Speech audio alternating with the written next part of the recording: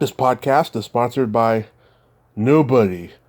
Hey dudes, welcome to Splat from the Past, the only 80s themed horror and sci-fi show where things could get totally radical.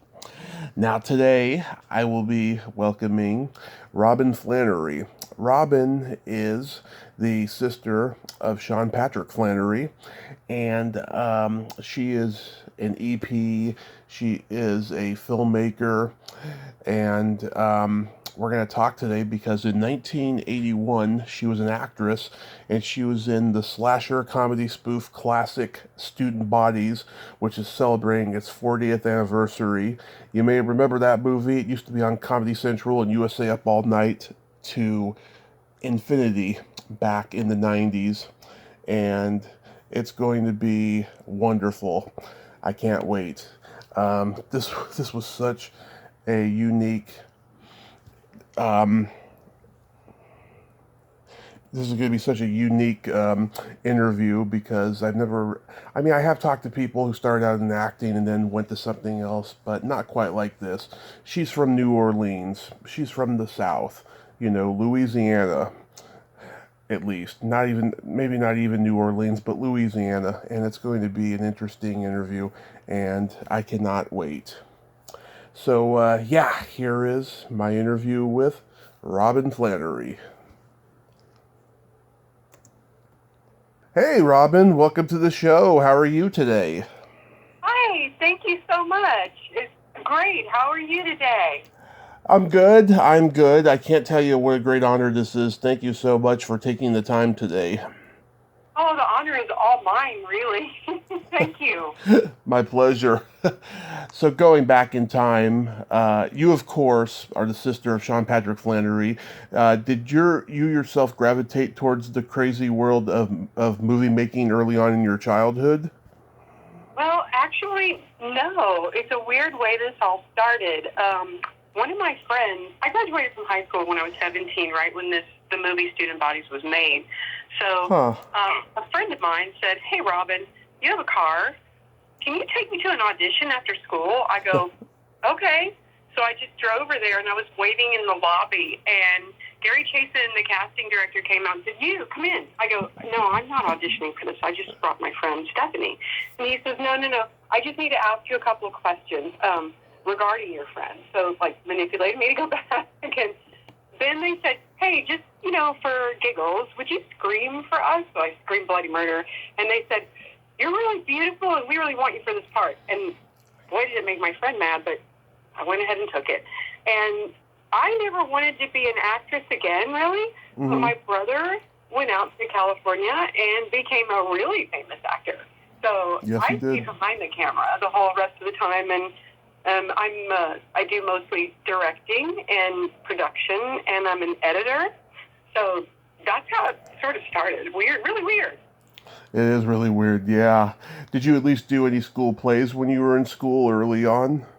I did a few, but never of my own choice, just because we had to do that. It's like, we need everybody in the class to participate. I've never been interested really in being an on-screen person, but I always was interested in directing, producing, and editing. And I'm really, really glad that we don't use too much actual real film anymore, because I do love a lot of VFX work. So it's a lot of fun these days, so much work. But I missed the film, the film movies. Well, I think we all do, and there's a whole, I'm going to be an executive producer on 2 horror movies that I can't say much about that shoot in 2022, but we're going to go back to that. So I'll definitely want to talk to you about that when I'm able. Okay, good. But I'll ask more about whatever you can tell me of it later, though. Yeah, and I believe my brother will also be involved in that. Of course, we're in the early parts of pre, so that's all TBD. Oh, cool. And at some point soon. That's cool. What was it like growing up in Louisiana in those days? Well, actually, we moved away from Louisiana when we were really, really little, and we grew up in Houston. Oh. And it was really interesting because we lived in a really big city, and were able to, we had a lot of opportunity. Our family was relatively privileged, and we were able to get really good educations, and it was interesting. But now I live in New Orleans part-time and in the Caribbean, and then also have an office in Florida. So I travel a lot, but I think the most interesting part of growing up with my brother, or with with any kind of like a melting pot like we did, was the ability to learn about how everybody's actions and reactions, and how they really are based on where you are in location. There's so many different answers for things. Like different places in the South say y'all, you all, you. I mean, it's all different. So you can learn a lot about being around a lot of people, and I do believe that's why our parents moved us out of Louisiana, because there weren't a lot of opportunities. And I think our parents got good jobs in Texas, maybe. But Sean moved back to Texas in 2016 from LA at Los Angeles, and he's loving it. So I mean, there's a lot of stuff going on film-wise out there, as I'm sure you well know. But just a lot of growth and things, and so I wonder if a lot more things aren't starting to go back to using a little bit of old school film, and I think we're taking a little tilt that way, maybe. Yeah, I hope so. I mean, if they can find a way to maybe make digital cameras look like they're being shot on film, that would be happy for me. I feel like everything I'm watching is a TV show. Everything. Right. I think that's because of the editors. And with me being an editor, I can tell you that a lot of people are requesting what you just suggested. So I would say plan on seeing that happen, definitely. And you should see a lot of other shows being rebooted from back in the day. So, I mean, everybody's looking forward to things like that. So that's real cool. Yeah. What was it? So you moved. So you ended up moving to Texas, and yeah, everybody's in Texas now. I mean, there's all these tax breaks going on in the South. Everyone's shooting film over there. Yeah, we've got Tesla. I mean, I don't live in Texas anymore, and I haven't since 1997. But but there's Tesla is there. SpaceX is there. A biohacker person that I'm doing a documentary on is there. A lot of action. A lot of action. Yes. So you got into student bodies because you drove your friend to an audition. Yeah, the weirdest story ever. And I mean, I'm lucky she still doesn't hate me. We're still friends, so that's nice. I mean, it's got a cult following. She can't, hate you. Aw. Well, it was an interesting movie to film. It was like back in the day when there were no rules, right? Right. So, like, when you see me being murdered with an eraser and you think all that's chalk, it's baby powder being shoved right up my nose. Really? By the director himself. Boom, boom, boom. Don't breathe, Robyn. And when those football players tackled me, that really happened. Not the little guys, the big guys, and they smelled real bad, and they were all University of Houston football players, so it was an interesting time. That was a lot of fun, though? A lot of fun. We had a lot of fun. Everybody on that movie, we had a blast making it. We just formed a little family, and we would have a lot of dinners together, and the only person that really got any star treatment was Kristen Ryder, who played the lead. Mm-hmm. And she had this really cool hotel room, which was kind of like a townhouse, and we'd all visit and go back and forth, and we all met up together, and nobody was treated any differently than anybody else. So we all just sort of hung together, and we got to play in all the cars they brought to set, and there was really not a lot of rules back then, which was really kind of cool. Yeah. Yeah, it was the golden age of political incorrectness and all of that. It really was, because a lot of people don't know that Michael Ritchie was the director, and he went on to direct a lot of really big movies. Oh, he already had. I'm sorry, what? Oh, he already had. He had done The Candidate, The Bad News Bears, Downhill Racer. Oh, God. Exactly. And a lot of times directors don't want to put their name on something, and I don't blame him for not putting his name on this one originally, because it was kind of it was wild, put together by a whole bunch of different filmmakers. Mm-hmm. back in the day when it was kind of the wild, wild west of filmmaking, which was real cool. And I do see a renaissance to that effect, which I'm looking forward to seeing a lot of people that were overlooked back in the day being picked up these days. And I'm seeing it as a trend. So I like that. Yeah. Did you meet Jerry Belson? I met everyone, yes, every single person. And I mean, I was definitely a privileged little girl with an attitude that needed, they had to treat me like the talent. And I'm not proud of saying that, but it's the truth. And I was gripey about every single thing because, A, I didn't want to do the movie in the first place, but B, being an actress and all that waiting is a lot of things I don't think that people who aspire to be the talent know about. It's mostly sitting around and waiting.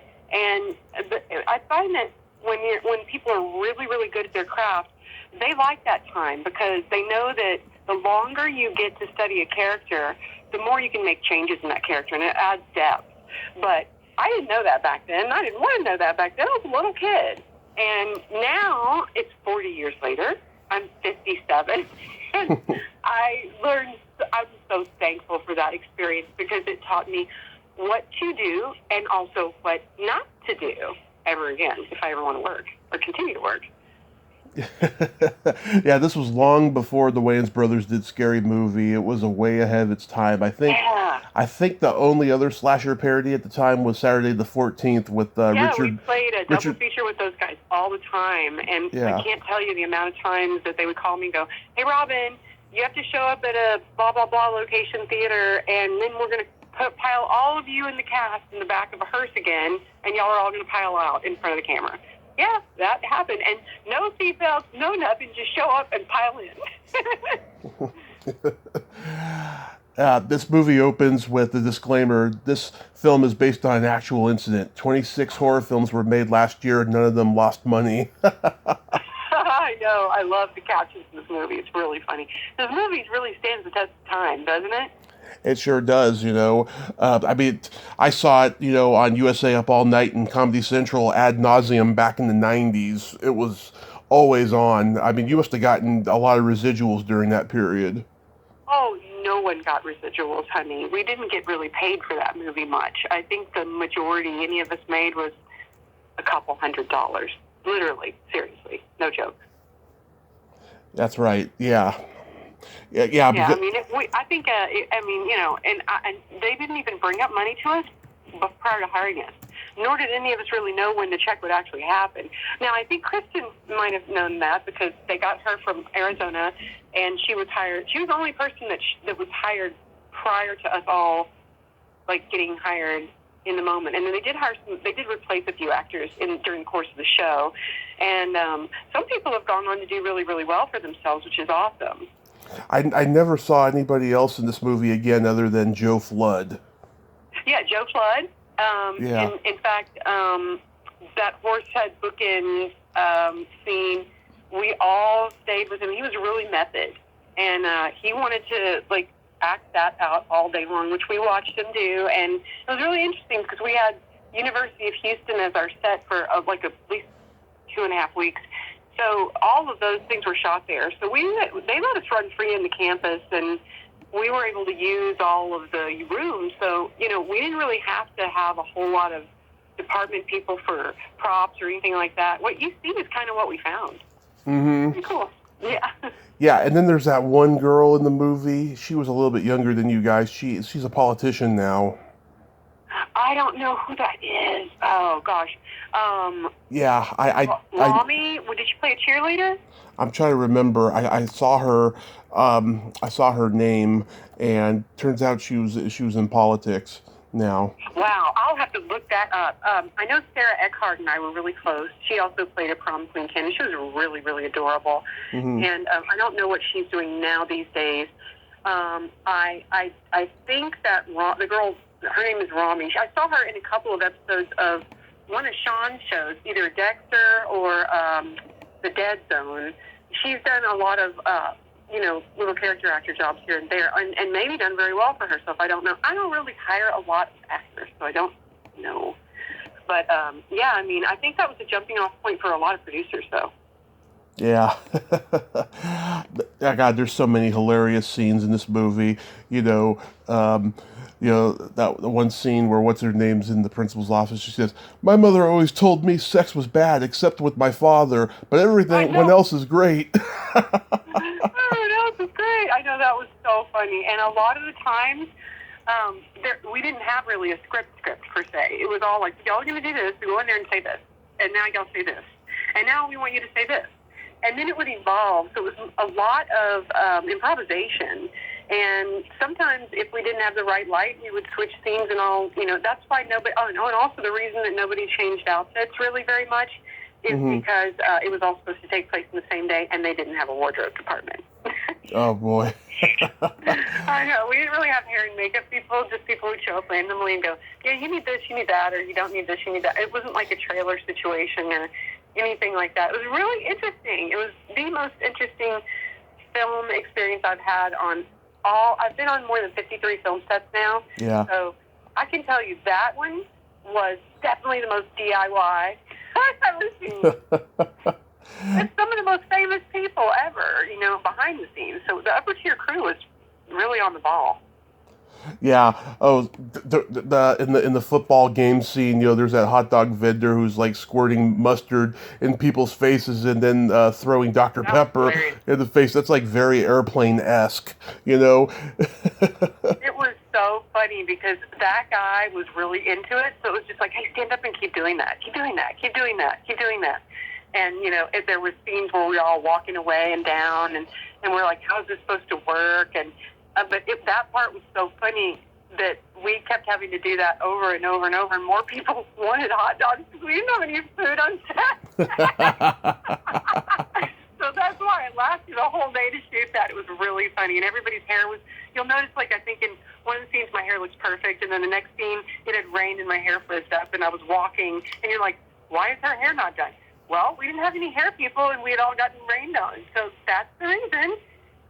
Just funny things like that. So it was really tribal and really cool. We all had a really good time.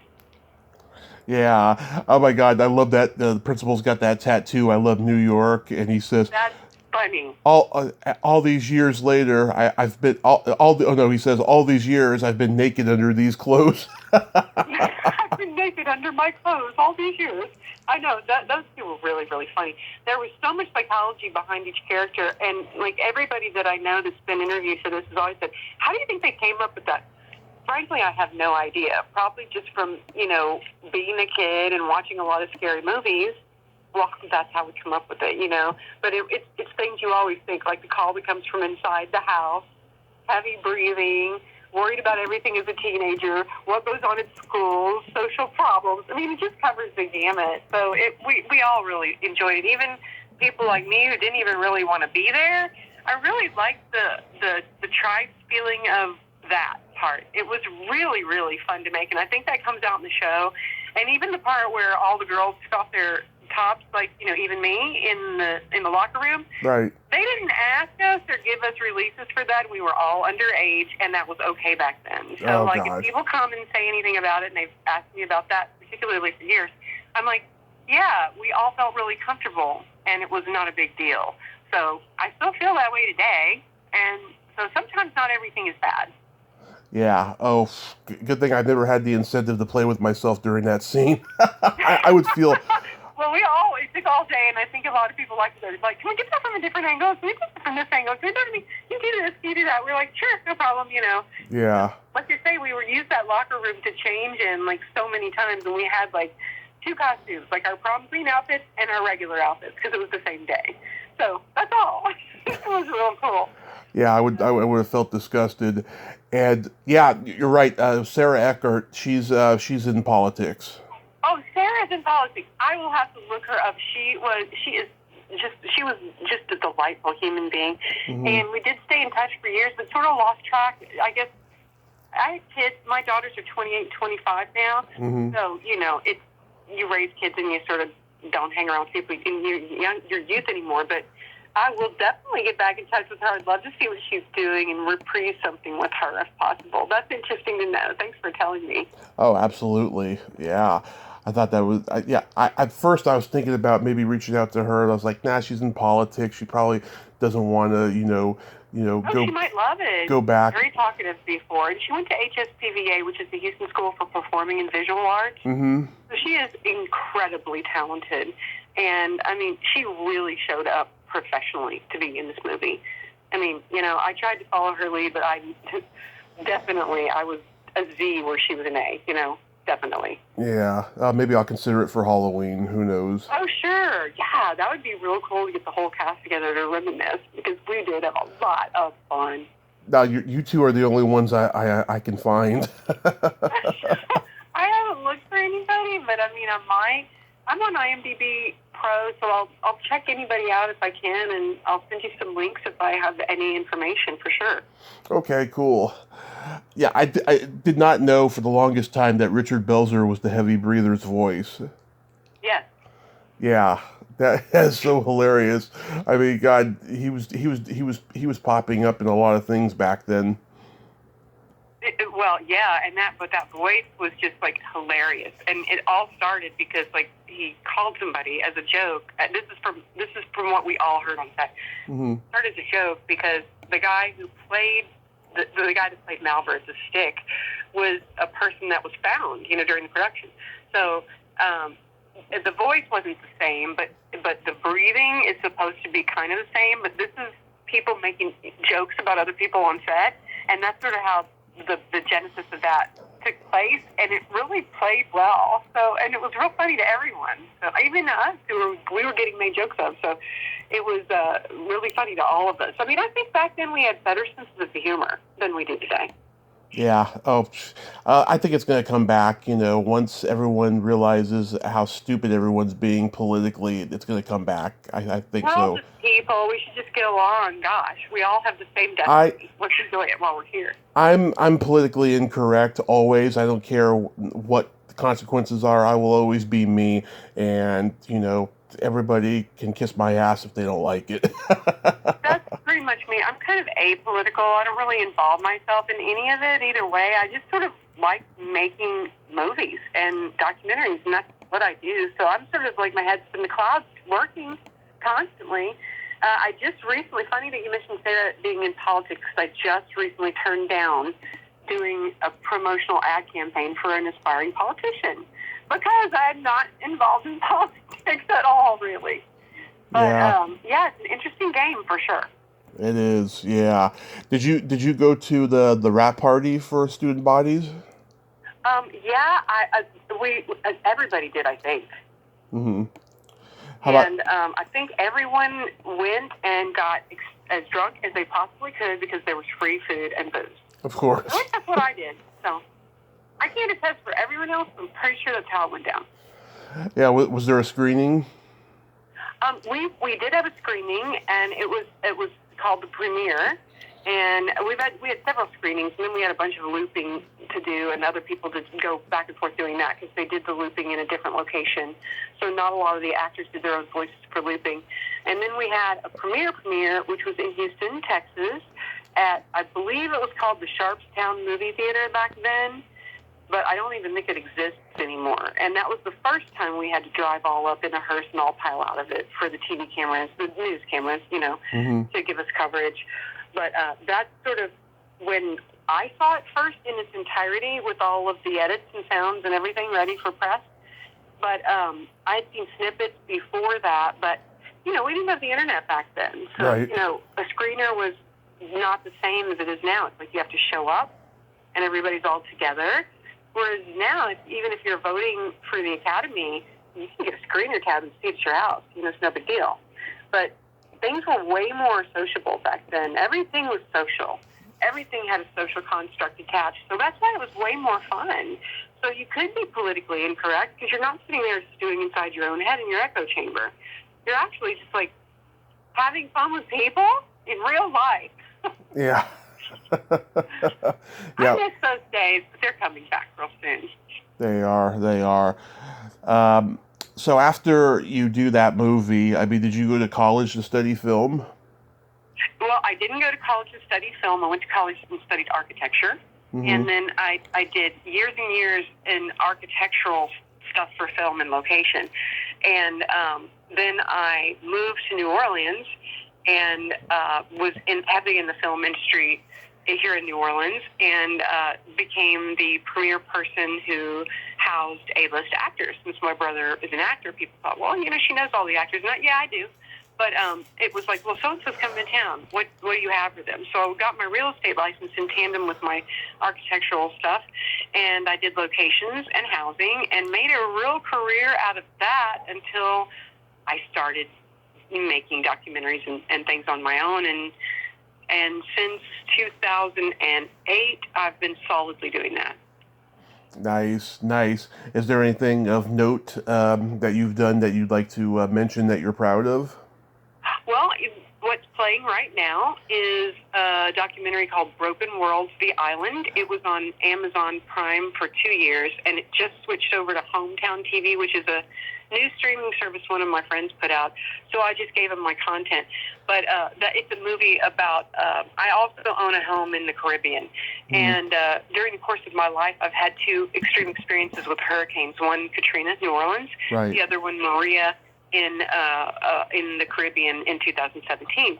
So I went down there in 2018 and made a movie about the changes that a hurricane can cause an entire community, because the entire island only has 9,000 people on it. So I made that movie, and Amazon picked it up, and now it's streaming on Hometown TV. In addition to that, I have those 2 horror films, which will be in production in 2022, which I can't mention right now, but I'd love to. Well, I guess I'll send you all the information on that as soon as I'm not NDA'd to the wall about the names and all about them. And I do have a show that has a page right now on Facebook and Instagram and everywhere else. It's called New Orleans, but it's spelled Noirlens, like Dark Lens. It's a true crime series, true crime docu-series based on real events in New Orleans and other global cities where the same exact crimes have happened, and the parallels between how the 2 countries dealt with them. Mm-hmm. And it stars Chris Rose, who's a doppelganger for Anthony Bourdain, and it's in production right now. It's a really good show, and it's getting a lot of coverage, and I believe it will be on one of the big 3 cables, but I'm still in talks about that, so I don't know exactly where it will land for distribution just yet. But I'll certainly let everybody know when the pilot comes out. In addition to that, we have a couple of other shows that are streaming that I can send links for, but, I can't recite them off the top of my head because I'm not that smart to remember the entire URL. But I do mostly documentaries and shorts, and Get It Girl Production is the name of my company, and if anybody wants to see our reel, it's Get It Girl Production without an S on the end, getitgirlproduction.com. And we do pretty much everything, and we're really affordable. We haven't priced ourselves out of the market, and we can get a lot of A-list talent for usually less than they'll play for, because we do a lot of movies from original writers who've had this is their first try, which is what I'm doing in 2022, and why I'm able to, get people like my brother interested and hire some really high-level upper-tier production people to be in it, because I'm doing the same thing you are, trying to give people a chance. And people who've worked really hard all their lives and haven't gotten one, they deserve it now. It's time. Yeah, I'm almost 40. I haven't sold a screenplay. I've been writing screenplays since I was 12, and I have this... Send me your stuff. I will read it. I have a team that reads and does notes, so please. I have a horror. Oh, it's fine. I have a horror movie script that I want to make so bad, And send it my way, because evidently that's my genre for 2022. Okay, yeah. So tell me. Are you a huge horror fan? I was the majority of my life. In fact, before I was 12, I read everything that Edgar Allan Poe had ever written, much to the chagrin of my parents, but they did buy the 100 greatest books of all time and told me I should get to reading, so I just started doing that. Sean, however, wasn't much of a reader, but I was a voracious reader, and I read The Stand when I was, I think, 10, or whenever it first came out. And, I'm a huge Stephen King fan, and his book on writing is one of the finest things I've ever read. And I find his storytelling methodology to be quite phenomenal. And even though The Shawshank Redemption isn't really a horror film, it really is if you think about being locked up and what's taken away from you. Yeah. So Yeah, I mean, Zihuatanejo. I mean, that's my whole life story right there. It's why I made the movie Broken Worlds and everything else. Life is a horror movie, isn't it? It is. Yeah. It really So we is. should take apart what we share in reality and make it into art, whether it's horror or hilarity. It can still be equally, admired as what it is. Because regardless of whether something is hideous or beautiful, it's still really beautiful. Because being alive is quite amazing. It is. I agree. Yeah. When you were doing the Broken Worlds documentary, was it a spiritual and learning experience? Hearing from the perspectives of other hurricane victims. Yes, I learned so much about the iniquities of the factors in the Caribbean.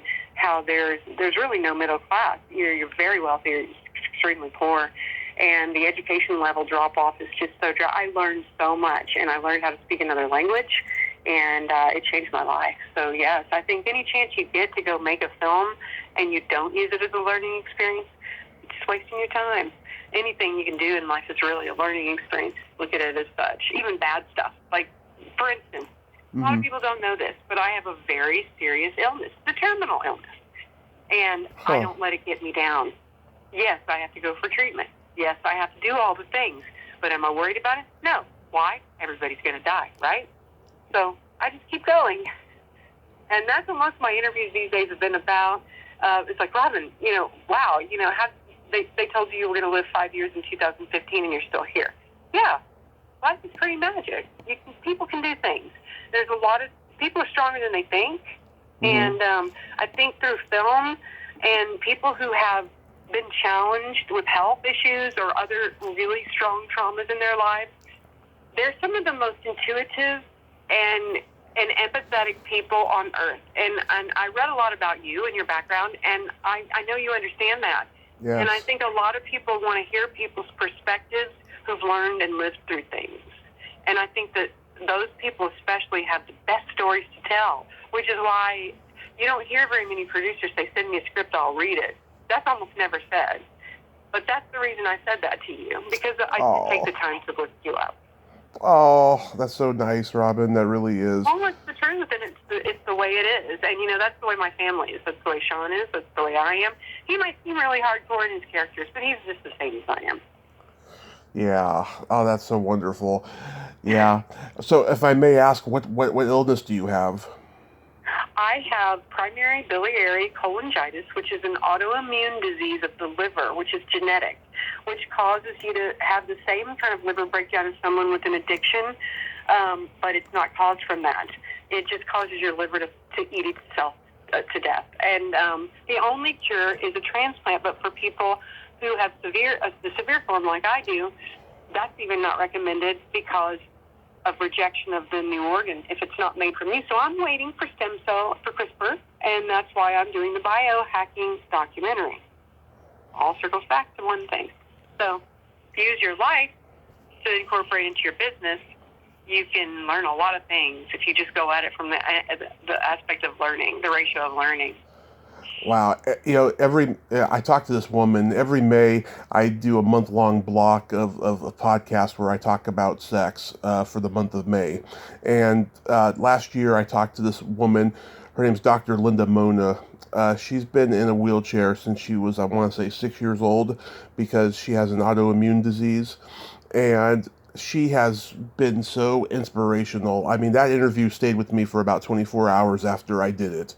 I'm going to listen to that. It was wonderful, yes. Just, if you're a little uncomfortable of my sexual anecdotes, I apologize. No. Sex is a part of life, and if you don't enlighten all those chakras, you're missing out on a really large percentage of life. So closed-minded people are really missing out. Okay. Well, she told me, about how she, she hasn't let it affect her life, and, she originally studied something else in college, and then right at the end, she decided that she was going to help disabled people have better sex lives because she saw a lecture somewhere. It was a wonderful interview, and yeah, I don't think a lot of people truly know about autoimmune disease and just They how... don't, and they really should, because more people than not have them, more people in their 30s are popping up with the same one that I have these days, and that's really weird. But that's what I'm going to find out about whenever I go do this research that I'm about to do for this documentary. But I'll definitely keep you apprised of everything, because this is interesting stuff, and we're about to enter into a really interesting time in public health. And I think the majority of people who have autoimmune diseases and things that are deemed untreatable or weird viral things are going to be able to find cures. I hold back on using the C word, meaning cure, because that can get you in a lot of trouble in today's world, especially with politicians and lobbyists and people like that who don't want cures and who don't want the unhealth care system to be actually remedied. Right. Well, you'll notice one thing about me and Sean. My brother also does really things that are, edgy and adventure, and dangerous. Well, I do those same types of things, just not with my body, but with my brain in taking chances. Like, yeah, I'll go in and interview somebody in an area where people might cut my head off with a machete. Yeah, I'll jump out of an airplane. Yeah, I'll go, dive into the blue hole. Yeah, I know I'll do all of that, because one day I'm going to be dead and not have the chance. While I still can, I'm going to do it. And if there's a chance where I can biohack my body and cure myself, I'm going to take that. That's a horror film within itself. Yes, exactly. It is. Have you done documentaries for PBS? Actually, PBS was one of the distributors who were going to do Broken Worlds, but I chose Amazon instead. Mm-hmm. But I do believe that I will actually run this one again on PBS, and it's easy to do, so possibly. And I like them, but for money, and just because you need money to live in this world, I'd like to sell a couple things to Discovery, because they are an ID, because they do pay a little bit better. Yeah, I mean, I love PBS documentaries after all these years. I love them too. I love that they include all the content and they don't take anything out. After 50 plus years, I mean, they still do wonderful things, even with all this craziness with online streaming going on. They just do wonderful things. They bought the Charlie Brown Christmas special last year, and they showed it after NBC stopped playing it. I love that. I mean, that's like, that was a tradition in our house. Like, the Friday before Thanksgiving, we always got our Christmas tree, right. And me and Sean would be thrilled. We're the only two kids, and then we would always watch the Charlie Brown Christmas, the Grinch, all the stuff. Those are all traditions that, have stuck with me and Sean our whole lives, and that we've instilled. And he has little kids now, Porter and Charlie, and he's got Lola too, who's a teenager. But his kids he's got Charlie and Porter are small still, 9, and don't get me wrong, I always get their ages wrong. But but I think Charlie's 10 now, or maybe he turns 11 this year. I don't know, but they're fantastically good swimmers, and they're really athletic, like Sean. And Sean and I were both pretty athletic when we were growing up. So, we grew up with decent family values, and we just sort of maintain those to this day. But I dare anybody to try to cross us or our families, because, woo! Yeah, so like the hellfire from horror movies and zombie films and everything else, we grew up with all of that sort of stuff. And, along with the family values, Sean and I, we loved haunted houses and, things like that. And I will tell you a funny story about Sean, because we were so excited to go to Disneyland for the very first time in California, and our parents were going to take us when we were young, and we were so excited. Oh my God. And we got up at the crack of dawn, and we went to the wax museum portion of this thing. And it was the horror section of the wax museum thing. And Sean looks at me, and I look at him, and here's me. I push him in first and put my head under the back of his shirt. Mm-hmm. Said, go, go, go, go. And he's like, ah! Ah! He's screaming his head off. And it's like, I forever never lived that down, as I am the person who will shove somebody into a dark room and shut the door. That's hilarious. So I got the evil scapegoat, and Sean's like, I'm the innocent poor person that had to think I would be traumatized by my sister. So, yeah, and now he's a big MMA fighter. So, but I will tell you, I can still tickle him until he pees in his pants, but he might not admit to that. But he might. I think we both can do that. My dad used to say, here's the tickle finger of fate. So the tickle finger of fate, we're both really horribly ticklish and Irish twins, so, we know how to torture each other pretty well. Yeah, I love being tickled. I really do. I think I hate it to the point of pain, and I think Sean hates it even more. But if I put my finger up, he's like, I don't even think you're going to do that. I'm like, I might. We're still very childlike, even though we're pretty old now. Yeah, there's a dominatrix I'm friends with who does amateur porn that I've interviewed and stuff. She's going to tickle me for free when I go out to L.A. next. Oh, my friend Genevieve is a dominatrix, and she moved from Houston to New Orleans, and she's into all this interesting stuff. And there's a whole community of that here in New Orleans. I don't partake myself because my head is always in science these days. But, it's always interesting to listen to what she has to say. I'm just shocked at what she learns every year. Yeah, I dated a dominatrix 2012, 2013. If I hadn't been a drunk mess during that period, we'd probably be married right now. No one knows what the future holds. Yeah, nobody knows what the future holds. That is sure. That is for sure. Anything can change. Sean and I lost our parents just recently. Our dad in 2018 and our mom in 2019. I'm sorry. And thank you. But I'll tell you what. Mm-hmm. The one good thing that came out of it is Sean and I are so close now.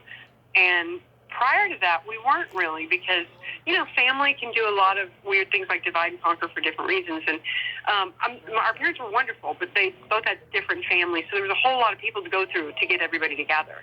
But now there isn't. And it's just Sean and I. We miss our mom and dad really a lot. But Sean wrote a book a lot about our life. Right. And it's called Jane too. And a lot of it's true and a lot of it's fiction. But it's like a love letter to our granddaddy, which is not really our dad. It's our granddaddy, who we grew up with a step granddad because my dad didn't have his real dad because his dad died at a young age. So we grew up with step granddaddy who taught us all of the good that we know. And so having lost all of our people and still we carry their decency, I think that says something. And the fact that we are really close because of it is another good thing. And he's got a really good family, and I do too. So I can't really complain. Oh, that's wonderful. Yeah. I remember, back in the 90s when he was powder, Oh, yeah. Well, our mom had cancer then, and Sean shaved his eyebrows off, and he was staying in this loft in Houston because he lived in Los Angeles, and they were filming in Houston, in Sugar Land, out where Mom lived, too. And I was over there, and I said, hey, Sean, I want to use the loft as a photo shoot. And he goes, okay. So I went over there, and I started crying, and I called him, and I go, oh, man, the whole sink is full of hair. Did you have to help Mom shave her hair? And he goes, no, Rob. He started crying. He goes, I shaved my eyebrows and everything because I wanted to be real for this. That movie is who Sean really is. When I saw that movie for the first time, that's the person I've grown up with my whole life. That's who he is. Aww. He's really kind like that. He's really gentle. And people picked on him when he was little, They don't anymore. Yeah. Yeah. Oh, boy. Yeah. But, so a lot of things we do are really close to our heart. So I think that says a lot. I don't think either one of us have ever gone out and done it for the riches. Neither one of us are super freaking rich. So, but we do it for the love of the work. That's great. That's what counts. It does. Love of the journey is all we really have anyway. Life is a series of moments we string together that are either joyful or full of sorrow, and you have a choice to make it. And so that's why I love what I do, because I can get a script from anybody, and when I get it, it's very malleable. If the writer is malleable, we can make it any way they want. So, and that's the way life should be as well. And I think that you should be real proud of yourself for getting so famous as much as you have and have such a great following that you have. And you have so many interesting people that you're giving the opportunity to talk who haven't ever had a chance before. Thank you. Oh, my pleasure. Yeah, there's so many people that I've just been so lucky to talk to, I've had mostly 98% good experiences. There's been, I'm coming up on 1,300 interviews, so there's like maybe 15 people who were jerks. That's about it. Yeah, the jerkier the people are, I mean, just as my personal experience, new to the industry. Mm-hmm. Usually not as nice as really been in a long time. It's like, when you've been in this business for as long as John or I have been in it, it's like, it is what it is, really. You're going to have a lot of emotions in a day, and can you handle it? Exactly. That's it. And if it makes you that mad and you have to go, oh my God, there's no pod tie and catering today, I'm going to murder somebody, you probably should get another job.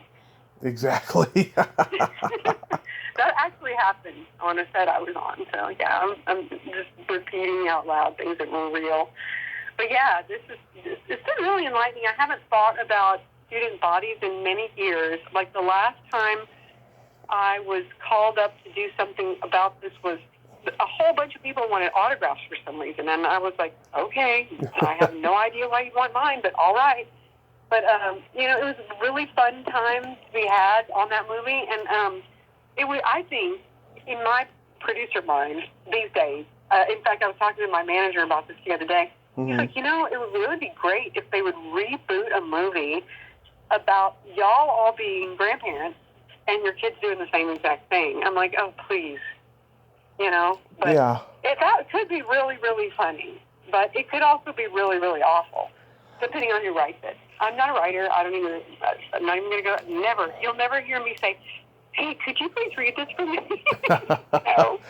Well, a lot of... Call somebody, please help me write this, Yeah, well, a lot of Friday the 13th fans want to see, a new movie where the characters of the old ones have kids in the present, but because of that lawsuit with Sean Cunningham and Victor Miller, it most likely will not happen, and I really don't want it to happen. I want new horror villains, we've played those old ones to death, there's been so many of them. It's time to create new ones, and that's what I want to do with the script I wrote, Oh, I can't wait to read it, and I cannot wait to be able to tell you about this new show that I'm going to be doing in 2022. It's actually, when I read it, mm-hmm. It scared the hell out of me, like lack of sleep scared. Right.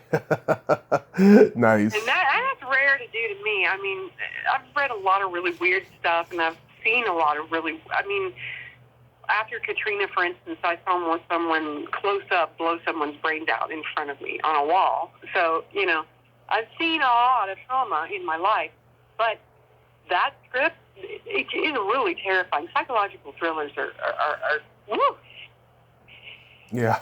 So yeah, I'm really down to read whatever you have, and anybody who's stuck in this genre for a long time, it really knows a lot about it.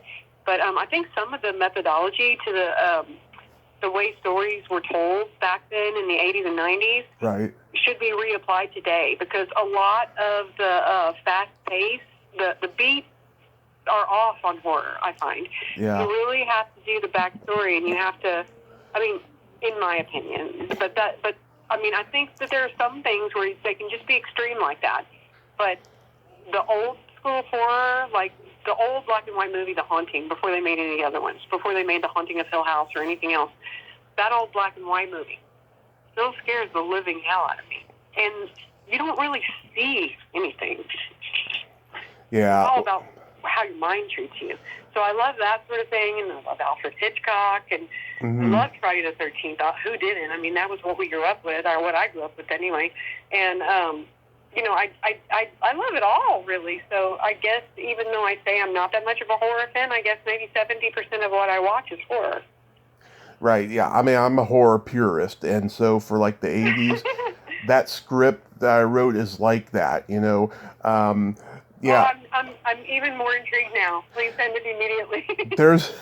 There's quite a number of people that are just, straying from the formula, and they're adapting horror to, woke ideology and all that bullshit. Oh, no, I don't But want that. no, but I will tell you this though. There's a guy, about 5 years ago, he made a great horror film you should see. It's called Beyond the Gates. It's about Okay. two brothers resolving their relationship after the death of their father, who was kind of abusive to them, and he's coming back in this supernatural VCR video game, board game, I should say. That sounds so cool. Yeah, it's great. Barbara Crampton is in it. She produced the movie, and I actually saw the movie in the theater with her in San Francisco back in 2016. It was surreal, and it's a great movie. It's on Blu-ray. Oh, I want to watch that. I'm gonna queue that up on Plex today and look at that.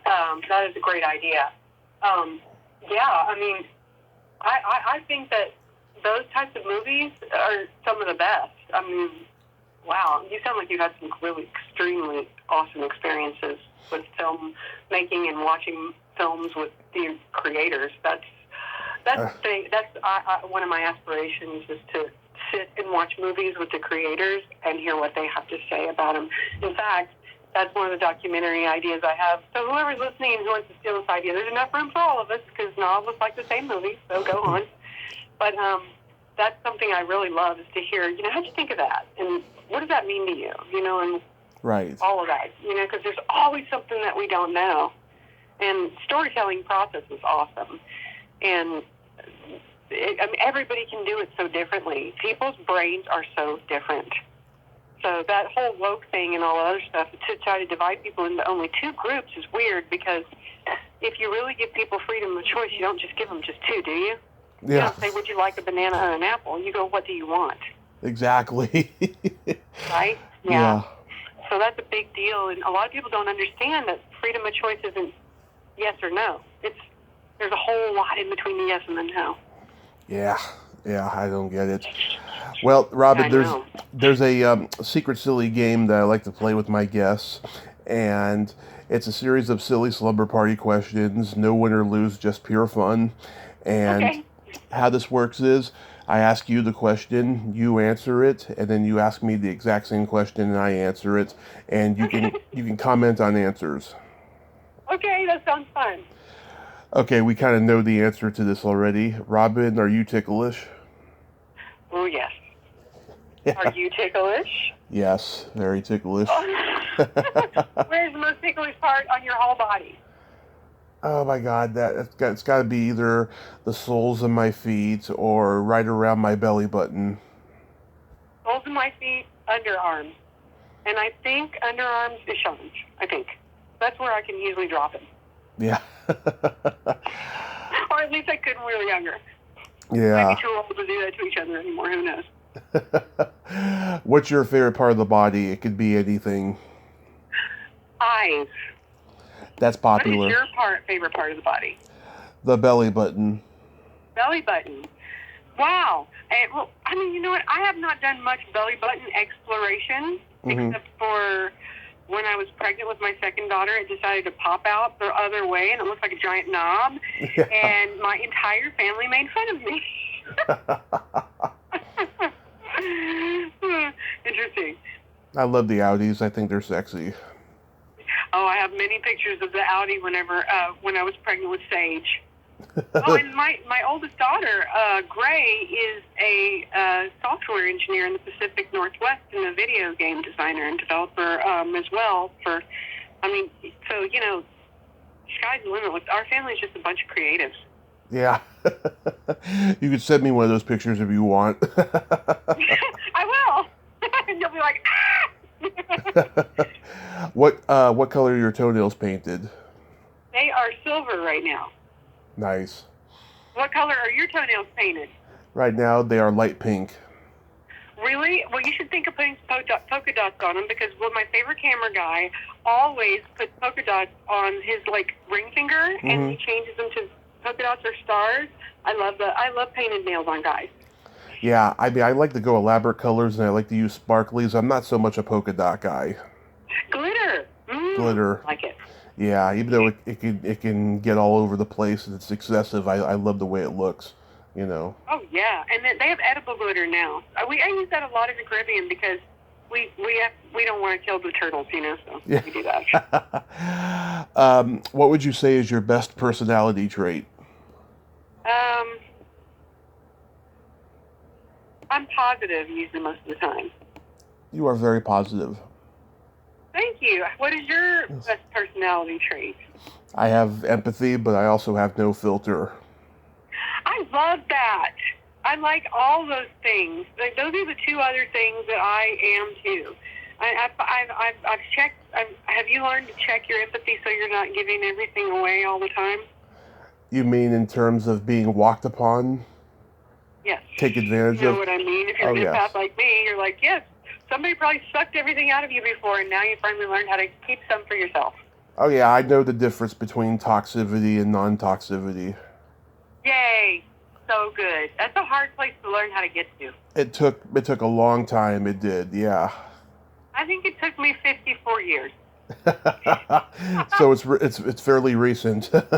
Yes, because I'm 57 now. And I'll tell you one thing. My brother and I were blessed with good genes because, you know, I'm lucky enough to still not look like I have too much ageism to be not hired. And that's just such a blessing. So I think that comes from being positive. I really do. Because I'm super sick, and everybody else that has my disease doesn't tend to look good or feel good. But I mean, mentally, I stay alert and happy and keep my mind full of good stuff and caring about other people. And hey, day goes by real nice. Nice. And then my favorite question, is there a stinky smell that just makes you gag? Oh my God. Yes. Okay. The smell of refrigerators after Katrina. I can't put it into words. Okay. That's interesting. It is akin to death in a way that lingers, unlike death. Way longer and way worse. Okay. Yeah, that. And what is your most disgusting, most offensive smell that you can think of? Either farts or feet. Feet. Oh, you know what? My brother's feet. That's pretty bad. Now, I don't smell his feet anymore, but when we were little, he used to stick them in my face as, like, to challenge me to a duel. Yeah. Because it was that bad. So I'm not sure if they're that bad anymore. I'm pretty sure his wife keeps them. It keeps him hygienic. I hope. Yeah. Yeah, but he's a really good person, and, like, you know, so are everybody that I talk to that's around him is. So I hope that the whole film industry, because of the pandemic, is becoming more empathetic, but not dastardly so, you know? Right. Yeah. It's crazy, you know, how empathetic they are becoming, you know? I'm interested in, I like to uncut, or, you know, like in the sorting hat from Harry Potter, I think that there should be a sorting hat to sort out fakes. Mm-hmm. Fake empaths. There's got to be a billion of them these days. Of course. And you know, I run across them, they're like, oh, Robyn, I'm such an empath. I'm like, I'm not getting that from you, but okay. They usually don't say it. Yeah, you usually don't say that. They're narcissists are what they are. Yeah, and are you, wow, that's an interesting question I'd like to know about. Can you identify narcissists easily? It depends on the person, really. I mean, yeah, I mean, if they're like, you know, one way to you, you know, an asshole to you, and then they start gravitating toward you because they have something you want or something, I can identify that, you know. Yeah, there's phases to it, you know, like love bombing, and then, you know, ghosting, and then they do all these things that are only relevant to them. The interesting twist that I learned from being as old as I am, and also being sick and learning a lot about psychology and psychopathy and running a true crime show, is that these people that are that sick, they are so sick they don't have any room to think about anything in their head except for themselves. They really don't have a choice. Right. Now, it's not that I'm advocating for that at all. I just, unfortunately, I've had to work on a couple of mental health documentaries, and I've learned that, I mean, the things that these people tell you are going through their heads, if we had to do that, I don't know how, I mean, if I had to do that, I don't know how I would act either. So, I mean, I feel sorry for them, but I still don't want to touch them.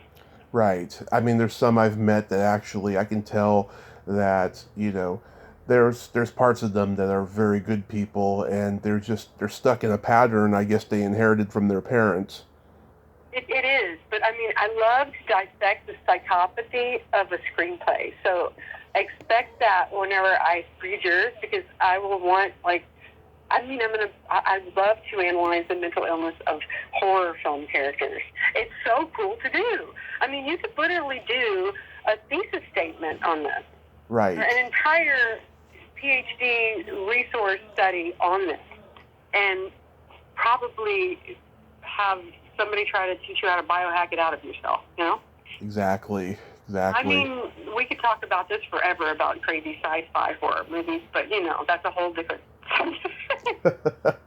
Oh, we will. You're so much fun to talk to. I feel like I've known you for a long time, just talking to a friend. Oh, I know a lot of people are going to listen to this. I'm sorry. It sounds like I'm just blah, blah, blah, but I guess if anybody were to call me up and talk to me, I'd be the same way.